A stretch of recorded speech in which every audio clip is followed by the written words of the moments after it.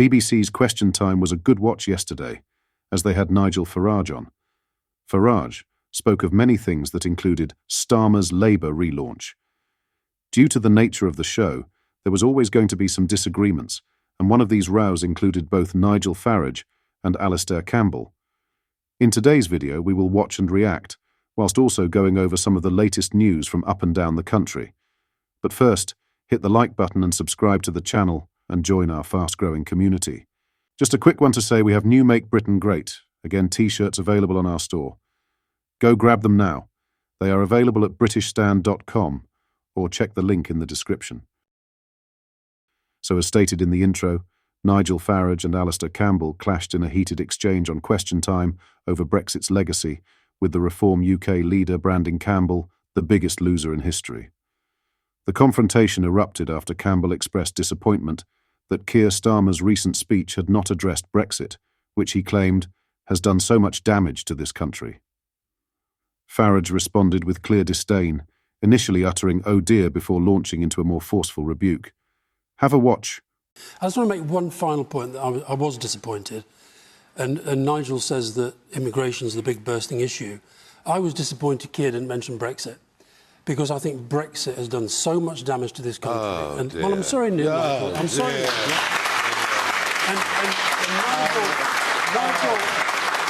Nigel doesn't want to accept. You are the worst loser in history, Alistair. No. Get over it. It's 8 years Nigel, ago. Move on. No, you won. It's done. You're the worst winner. It's done. Because you've never taken responsibility for what you've won. It's done. No, we're independent. We're free, and we're not part of that eurozone that's collapsing around its ears. No, I'll tell you what you are, Rejoice. Nigel. We're out. I'll tell you what you we're are. free. I'll tell you what you are.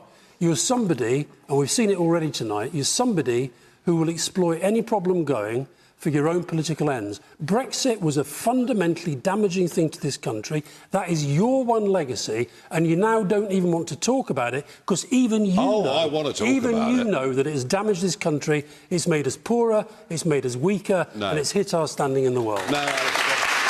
You know, as I say, this major decision was taken 8 years ago. It gave us the chance. Gave us a chance 5% to be significantly richer. Gone. Gave us the chance to control our borders. We didn't do it your way. All those things, and sadly, this mob, we didn't do it the your Tories, way. didn't If do we'd done it any Nigel's way, it would all have been So, sunlit. would you rather be like France right now or Germany No, I wouldn't. right now? Well, the really? comparison is what Really? we would be if we'd have stayed in. 5% bigger economy. No, we'd have joined the 5%. Euro if you'd had your way back 30 years ago. You see, what you'll do is you'll throw up a different... Hang on, don't talk at the same time. Don't talk at the same time. The war is over. I'm sorry about that, Nigel, because I think you'll find the war is over. Young people in this country know that you've taken their future away from them, and they will get it back. Move on. What are your thoughts on this? Let me know in the comments.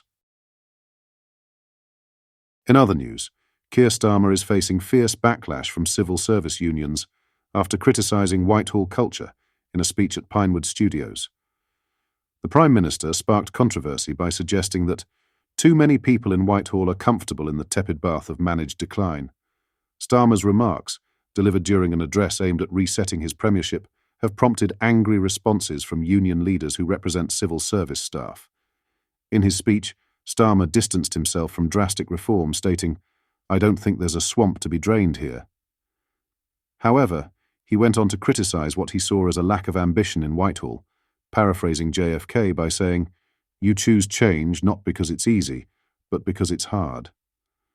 The Labour leader expressed frustration at what he perceived as an overly cautious approach, claiming officials don't say anything, don't try anything too ambitious, set targets that will happen anyway. FDA union leader Dave Penman expressed outrage, accusing Starmer of betraying civil servants' trust. "I don't think the PM understands how damaging his words have been. I think they feel a sense of betrayal," Penman told the BBC. He particularly criticised Starmer's choice of rhetoric, stating, "Here we are 5 months in with that Trumpian language that's getting used." Penman added that Starmer could have highlighted the incredible work the civil service does, instead of focusing on decline.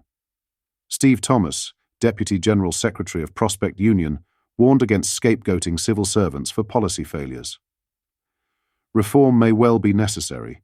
Indeed, civil service unions have been saying for years that we stand ready to work with the government, he said. Thomas called for addressing the unmanaged decline in parts of the civil service, through pay reforms to compete with the private sector. In response, Starmer promised a profound cultural shift away from a declinist mentality in his policy document. The Conservative response came from party leader Kemi Badenoch, who seized on Starmer's speech as evidence of Labour's shortcomings. Badenoch characterised the address as an emergency reset of Starmer's premiership. She suggested that Labour had not been ready for government when it won the general election in July. Starmer's remarks yesterday also led some to reference Boris Johnson's former right-hand man Dominic Cummings. Cummings, who left Downing Street after losing a power struggle with Johnson's partner Carrie, was keen to dismantle a so-called blob to increase efficiency in Whitehall. Responding to the comparison, the ex-Vote Leave mastermind said, "Wasn't expecting Cummings was right to be the relaunch news, but interesting McSweeney's team figured it out in weeks, and the brain-dead Tories couldn't in 25 years. He added, "Years late, but directionally good to see BBC headline, 'Cummings was right.' Shame MPs will spend years more smashing the country up, instead of smashing the Northcote-Trevelyan permanent bureaucracy that knackered the country. As Eurozone/EU shitshow intensifies, won't be long before the BBC runs headline, 'Brexit was right.'" Lastly, Princess Kate and Prince William penned a message less than 24 hours before the royal family step out at Westminster Abbey for the Together at Christmas Carol service. The royals shared a statement late on Thursday evening, thanking artist Charlie Mackesy for his work on a special illustration for the service. Mackesy created an illustration which will feature on the front cover of the Order of Service at the event. The bespoke artwork captures the event's theme of love and empathy, reflecting how much people need each other, particularly during life's most challenging moments.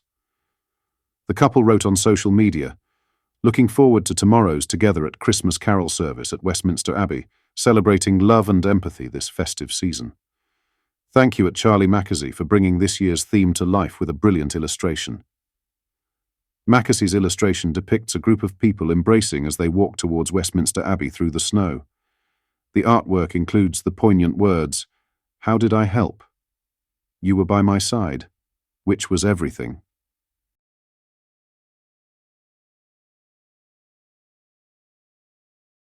What are your thoughts on what we discussed in today's video? Let me know down in the comment section below. If you've not yet already, make sure you do drop a like on this video and subscribe to the channel for more British content. Thank you, take care, goodbye.